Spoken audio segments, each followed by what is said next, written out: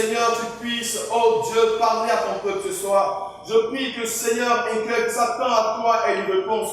Je prie qu'un corps malade ait une guérison. Et je prie que notre Dieu, tu fortifies celui qui est apeuré. Tu fortifies celui qui est affaibli par ta parole, notre Dieu. Ta parole dit que, Seigneur, ne nous prend à toi sans avoir atteint son effet, son but et son effet dans la vie des chrétiens, des personnes qui l'entendent. C'est pourquoi je prie au nom de Jésus que, Seigneur, le but soit atteint ce soir et que la gloire te revienne au nom puissant de Jésus-Christ de Nazareth.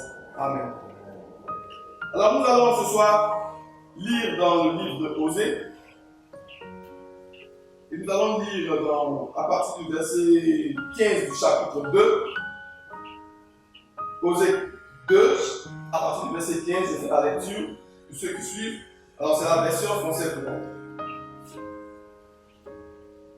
Je la châtierai pour les jours où elle encensait les balles, où elle se parait des anneaux et des colliers et des colliers, allait après ses amants et m'oubliait, dit l'Éternel.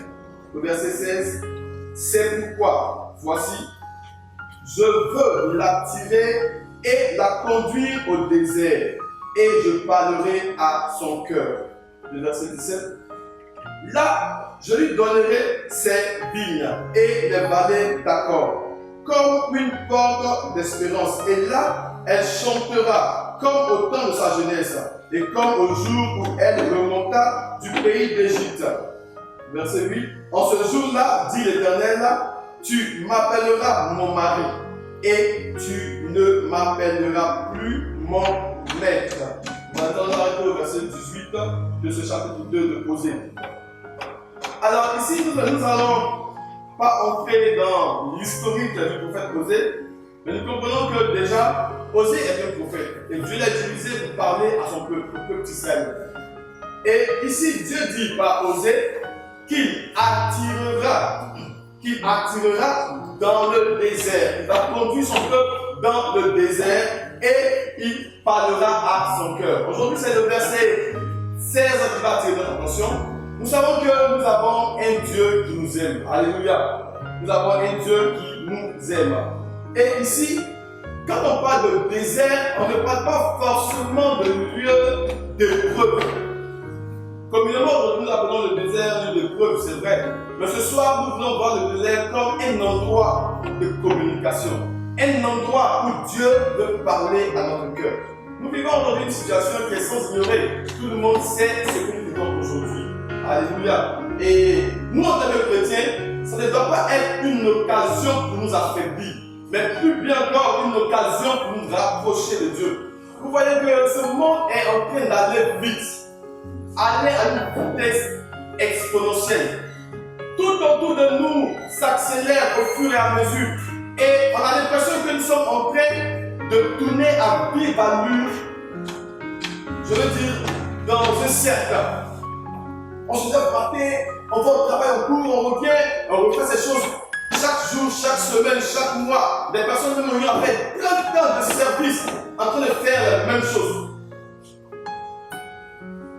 Mais nous devons comprendre que notre Dieu a aussi besoin de restaurer notre relation. Et quand il dit à Israël, je t'attirerai dans le désert, je parlerai à ton cœur. Ce n'est pas dans le but de pouvoir faire du mal à son peuple, mais c'est dans le but de pouvoir restaurer une alliance, restaurer une communication. Alors mon frère, si tu m'écoutes ce soir, ma soeur, c'est une occasion pour toi de pouvoir te rapprocher de Dieu. C'est une occasion pour toi de restaurer ton alliance avec Dieu, ta relation avec Dieu. Mais aussi restaurer ta relation avec ton époux, avec ton épouse, avec tes enfants, avec aussi tes voisins. Parce que Dieu nous a sauvés, pas seulement pour nous, mais pour aussi notre entourage. Alléluia. Et nous devons comprendre que quand Dieu fait cela, ce n'est pas parce qu'il a un objectif malsain. Mais notre Dieu, il est jaloux. Il est jaloux. Il ne veut pas qu'il y ait quelque chose qui prenne la première place dans notre cœur. Aujourd'hui, qu'est-ce qui pourrait arrêter ce monde si ce n'est cet événement? Sans balles, sans tir, sans bruit, tout le monde silencieux, chez lui à la maison. Et nous voyons ce grand monde en train de capituler devant un virus invisible à l'ennemi. Chacun chez lui. Mais nous, en tant que chrétiens, Ce n'est pas l'occasion d'avoir peur. Ce n'est pas le moment de pouvoir, lorsqu'on a une petite grippe, déjà, aller lire les symptômes. Voilà, on dit que tu commences à avoir froid, c'est que déjà je suis à la deuxième étape. Oh Seigneur, soutiens-moi. Ce n'est pas l'occasion de février, ce n'est pas l'occasion d'avoir peur. Mais c'est une occasion pour Dieu de se rapprocher de toi. Et il veut aussi que tu te rapproches de lui. Ne passe pas ton temps sur Internet, ne passe pas ton temps sur la jeu vidéo, ne passe pas ton temps en train de surfer sur Internet partout. Mais passe ton temps à méditer la parole de Dieu. Tu n'as jamais lu un livre sûrement. Tu n'as jamais lu une histoire biblique sûrement. C'est une occasion. Tu n'as jamais médité avec ton fils. C'est une occasion. Tu n'as jamais lu la Bible avec ton épouse. C'est une occasion. Tu n'as jamais parlé de Jésus à ton voisin. C'est une occasion, bien aimé. Comprenons que ce désert, il nous est favorable. Ce désert, il nous est favorable. Il est favorable pour nous en tant qu'enfants de Dieu. Mais comprenons aussi que nous devons annoncer l'évangile. Annonçons l'évangile. Que l'occasion soit bonne ou pas, annonçons l'évangile. Je ne sais pas si vous vous rappelez, il y a des moments où on interdigeait les gens de prêcher. Et quand tu prêches, on vient t'arrêter. Mais aujourd'hui, on cherche des gens pour prêcher. On cherche des personnes pour encourager. On cherche des personnes pour dire qu'il y a de l'espoir. Des personnes commencent à se tourner vers notre Dieu pour dire on ne peut plus. Il ne reste que Dieu seul. Sinon nous, on ne peut plus. La science a montré ses limites. Les grandes nations ont montré leurs limites. Mais notre Dieu, il n'est pas limité. Il n'est pas limité. Et il est encore la source de nos ressources. Alléluia. Il est la source de nos ressources. Et il veut que pendant ces moments, nous puissions avoir une intimité avec lui. Comprenons que le plus grand mal sera de sortir de ce moment et de ne pas savoir ce que Dieu attend de toi. Tu seras le plus grand infecté de ton siècle. Aujourd'hui, on dit que celui qui est infecté, c'est celui-là qui a le virus en lui. Mais je veux dire que celui-là qui s'est infecté, c'est celui-là qui va sortir de ce moment sans tirer une leçon. Sans avoir appris quelque chose avec Dieu. C'est vrai que le monde est un peu de nous montrer une facette aussi alarmante, mais nous devons comprendre que quand nous lisons le psaume 23, notre Dieu nous rassure. Il dit, quand nous marchons dans la vallée de l'ombre de la mort, nous ne craignons aucun mal car il est avec nous. Notre Dieu est avec nous. Quelle que soit la situation, notre Dieu est avec nous. Et il dit dans Philippiens 4:6, ne vous inquiétez de rien, mais en toutes choses. Et de toutes choses, je crois que cette maladie du siècle est aussi dedans. En toutes choses, faites connaître à Dieu vos besoins par des prières, des supplications, des actions de grâce. Alléluia. Nous croyons que notre Dieu, il est à la porte. Et c'est une occasion pour toi, mon frère, de pouvoir te rapprocher de Dieu. C'est une occasion pour toi de pouvoir resserrer les liens avec Dieu. C'est une occasion pour toi de pouvoir te dépouiller de ton vieux manteau et de pouvoir porter le manteau que nous donne le Saint-Esprit.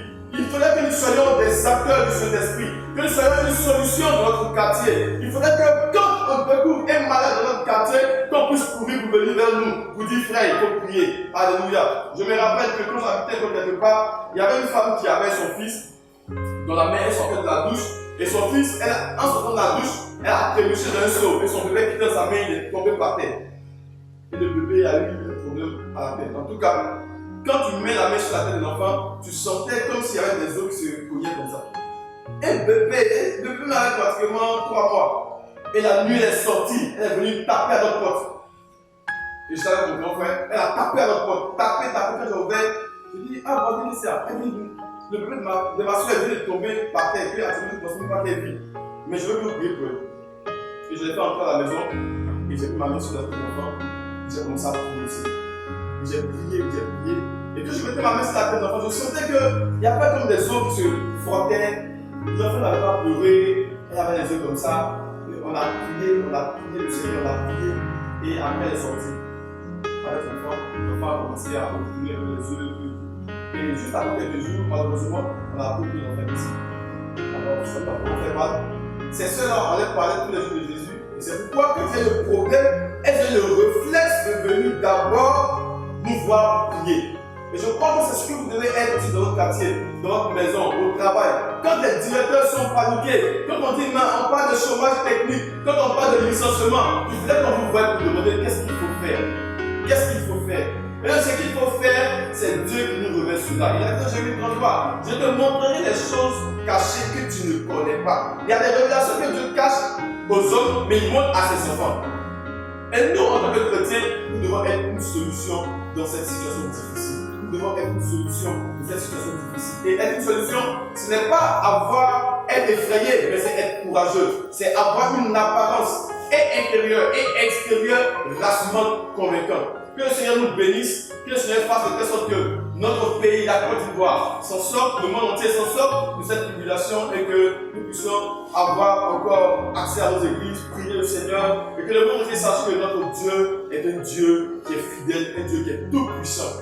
C'est vrai que cette situation, ce n'est pas facile de faire confiance à Dieu, mais nous devons faire confiance à notre Dieu. Nous devons faire confiance à notre Dieu. Bien aimé, il faut faire confiance à Dieu. Et je vais terminer par ce chant qui dit « Je te fais confiance, Seigneur ». Ce n'est pas facile pour moi de chanter ce refrain en disant que je te fais confiance. Mais je sais que tu es un Dieu fidèle, je te fais confiance. Je te fais confiance. Je te fais confiance. Ce n'est pas facile pour moi de chanter ce refrain. Je te fais confiance. Je te fais confiance. Ce n'est pas encore fini, mais je te fais confiance. Je te fais confiance.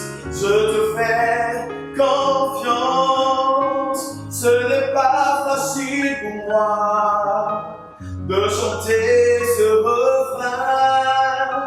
Je te fais confiance. Je te fais confiance. Ce n'est pas encore fini. Je te fais confiance. Seigneur, je bénis ton nom, je te dis, toi le Dieu fidèle. Mon âme te bénit notre Dieu, toi qui es le Dieu de l'impossible, Seigneur. Je te remercie de ce que tu permets ce moment, oh Dieu. Car si tu permets cette situation, cette crise mondiale, c'est parce que Seigneur, tu veux restaurer une relation avec toi. C'est parce que Père, tu veux nous rapprocher de toi plus que Seigneur, notre vêtement de notre corps. Mais nous voulons compter sur la grâce de notre Dieu. Il ne faudrait pas que Seigneur nous passions sur le moment, oh Père, sans avoir appris quelque chose de grand avec toi, notre Dieu. Pendant que le monde est affolé, que tu nous fasses de nous, Seigneur, des acteurs de solution, des acteurs, Seigneur, de paix, des acteurs, Seigneur, de restauration au nom de Jésus. Je prie pour ton Église entière, Père, je prie que tu la fortifies. Je prie pour le gouvernement, je prie, Seigneur, notre Dieu, pour tout le corps médical, je prie pour les forces de l'ordre, je prie, notre Dieu, pour tous nos dirigeants, tous nos décideurs, je prie pour tous les serviteurs dans le monde entier. Et je prie que notre Dieu, ta puissance de main repose sur nous. Et que Seigneur, il arrive un moment, oh, où ton peuple se lèvera et te rendra gloire pour ta guérison au nom de Jésus. Que la gloire nous revienne, Seigneur. Amen. Peuple de Dieu, que Dieu nous bénisse. Et nous vous encourageons encore à suivre nos différentes vidéos sur notre page Facebook et sur notre page aussi YouTube. Que le Seigneur nous fortifie et partageons la vidéo pour que des personnes aussi soient édifiées et soient encouragées. Que Dieu vous bénisse.